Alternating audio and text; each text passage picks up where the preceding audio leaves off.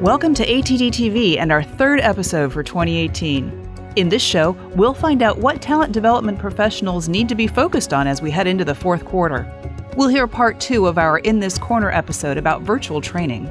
Scott Pitts, one of our subject matter experts who works in the financial sector, will share some thoughts on change management in advance of our Talent Development Across Industry conference in October. And we'll share some key takeaways from ATD's white paper on the skills gap. Let's get started. As we enter the fourth quarter, it's a good time for talent development professionals and learning leaders to reflect and plan for their own development and for budgeting for next year. We sat down with 2 members of ATD's education team to get a better understanding of what proactive steps people can take now. Carrie, you facilitate a lot of courses for ATD. Yes. What do you hear at the conclusion of workshops and programs? It's pretty succinct, but I often hear, what's next? Where should I go from here? How do I get buy-in to go to more programs more often? So there's a definite need and a desire for more.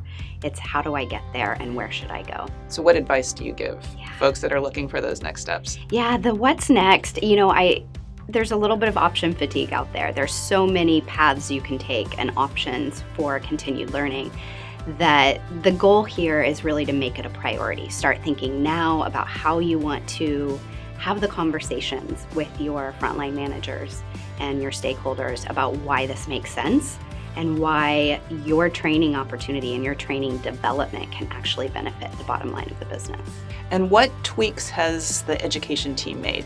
There are a great number of options at ATD, and so what we've done is really think about the learning path, not only for individual roles such as instructional designer or the trainer and facilitator, but really thinking about what makes sense based off of what your outcome is that you're looking for. And so they'll see in that course catalog this fall a big change with recommending clearer paths and thinking about how to be more strategic and intentional with the direction that they take their own learning. So at the fourth quarter, what are your recommendations for your peers out there in the field? Fourth quarter, don't waste time, don't waste money, have conversations early, book out your calendar now for the possibility of going to those professional development trainings and opportunities.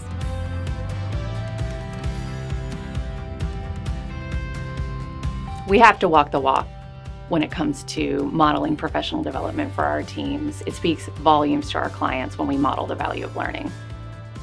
Courtney, you've worked as a Chief Learning Officer. Tell us what learning leaders should be thinking about at this point in the year. Right now, they should be thinking about, if they already aren't, plans for 2019 in terms of budgeting. They really need to be talking with their business leaders and determining what resources and investment they need in order to help the organization achieve its goals in the coming year. They also need to be thinking about assessing the skills and the gaps within their own team so that a financial plan can be put into place to provide the upskilling that that team needs. What budget tips do you have for learning leaders? It's imperative that we clearly communicate and represent data on the value of our learning programs, and many learning leaders struggle to do that well. If you haven't started conversations with stakeholders in the business, do it now. Training can't happen in a vacuum, and you've got to understand the business challenges so that the appropriate programs and resources can be designed. We also need to be thinking about making sure that we have the right resources and level of investment, whether that's for upskilling our teams, new technology, and so on, to make sure that we are able to address the needs that the business has in an effective way. And we need to design clear performance metrics so that you can evaluate, assess, and communicate the impact of those programs.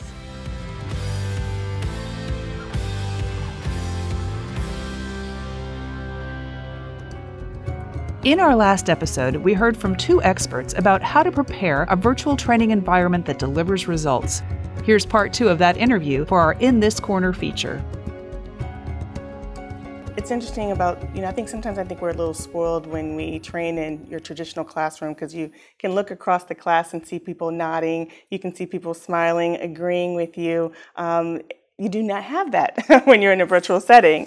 I'd like to hear what you can do to compensate for not being able to see head nods or grimaces or what have you. Luckily, the virtual classroom platforms have tools that allow the facilitator to compensate for this lack of body language, ability to read body language. So one thing the facilitator can do is ask people to check in with them and respond. So for example, if you do an exercise and you're not sure when people are done with the exercise, just ask them to type in chat, "I'm done," or ask them to use their instant feedback tool and give you a check that means that I'm done. You can do things like that to just make up for that absence of body language. And then the participants also are missing your body language. Even if you're on a webcam, it doesn't compensate fully for that. So what you can do is use tools like the pointer tool or the laser pointer and use that as you speak and direct people's attention to different parts of a slide, for example, where you might naturally be pointing and gesturing in a face-to-face classroom. What tools or job aids can you recommend for engaging your audience, for usability for your users in the virtual training setting? Outside of the actual content, the tools that are beneficial for the virtual classroom are, number one, a guide that talks about the features of the platform and how you use them. This guide is targeted to multiple people, the facilitator, and also the virtual classroom assistant, because they need to know how to actually run the classroom, and also for the students. The students have to know how to use their tools. We had to have a backup. So what do you do in case of, we called it our disaster recovery plan, okay? That disaster recovery plan said what needed to happen if the primary platform had an issue. When the primary platform had an issue, it would say you need to contact a specific person. The specific person would give you the go-ahead and you would move to the other platforms, but there were instructions for how that needed to be done. In addition to that, the people who enroll the students into the platform will need to know, well, how do I enroll them? And then in the end, if you give an exam in a platform, because some of the virtual platforms have test-taking capabilities, you have to know how to get those grades out of that system and maybe into your LMS or into your record-keeping system. And also, you need to know how to take attendance, or, what's the process for me telling the organization who was there? So facilitating in the virtual space is a lot different than we know from traditional settings. Would love if you can give us some insight on facilitation techniques that one can do in the virtual space. Don't do it alone. Michelle touched on this briefly when she talked about the different roles that are part of a successful virtual classroom. And I mentioned a high level of interactivity. This is very difficult to do on your own. So if at all possible, partner with that producer or the virtual classroom assistant so that you can focus on your content and the assistant can help run the classroom. And then the two of you can really engage the classroom like this. Another tip I would say is a virtual classroom is a bit more prescriptive and a little less casual than a face-to-face setting. You need to have a pretty clear timeline of how you're going to get through your content. You need to be a little bit more purposeful in your language when you speak to participants and tell them what it is you want them to be doing. So when you ask a question, for example, tell participants how you want them to respond. They may not know, is she wanting me to type in chat? Does she want me to open my microphone? What is it she's expecting? Be real purposeful with that. And then finally, I would say slow it down just a little bit. Slow down your speech.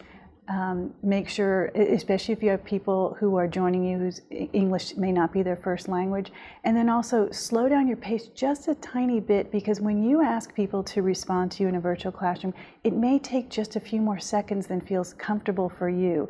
They may need to think about what they're going to type in chat. They need a second to unmute their microphone. So while it may seem like you're waiting for them to respond, it's just that there's some slight differences with how they respond to you. So you need to make sure you give them time to respond and not just jump in and move to the next thing.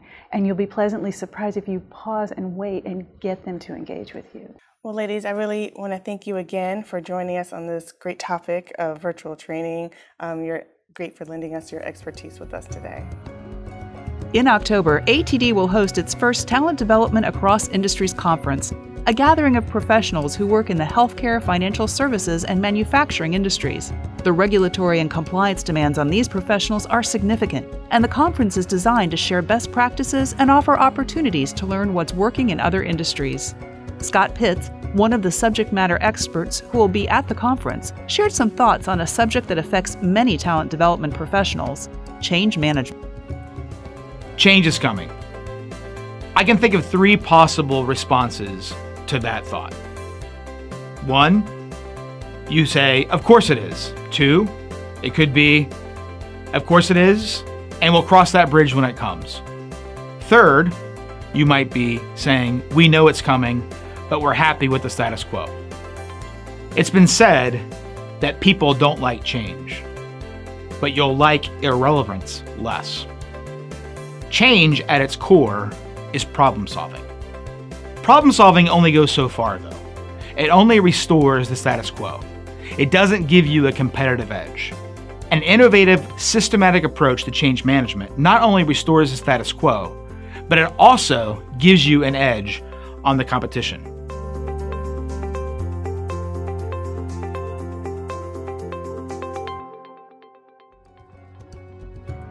Change is a constant, but when it comes to the skills gap, it seems not much has changed from the perspective of practitioners in our field.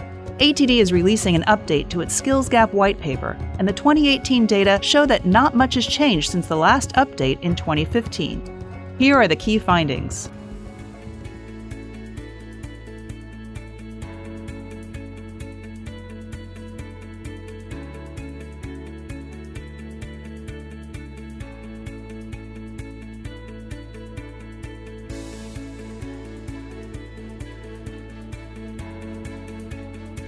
ATD's Skills Gap White Paper is a project of ATD's Public Policy Advisory Group. If your company is taking key action on skills gaps, we'd love to know about it. Please email publicpolicy@td.org to share your skills gap success stories. And that's it for this edition of ATD-TV.